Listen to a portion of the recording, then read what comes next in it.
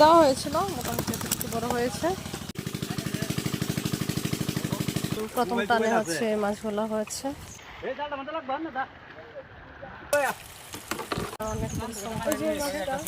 মাছটা রাখেন, এই বড় মাছটা আমরা খাবো। হ্যাঁ, এই মাছটা ফালা দেন, নিয়ে যাবেন। দেখেন অনেক বৃষ্টি চলে আসছে, কিছু করার নেই।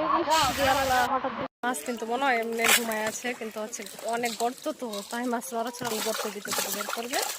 দেখুন এই গর্ত, এই গর্তটা অনেক আছে। এই যে দেখেন, আল্লাহর রহমত ছাড়া কিছুই হয় না। শুধু আফসোস কিসের দেখেন, আমি আপনাদেরকে দেখানোর জন্য এত কষ্ট করি। হ্যাঁ, ভালোই লাগছে। এখান থেকে অনেক দিতে হবে। দেখেন দেখেন কাদাতে নেমেছি একদম।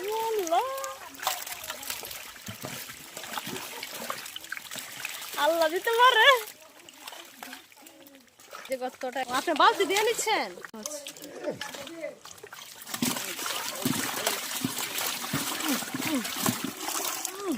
যদি ভালো লাগে কমেন্টে জানাবেন।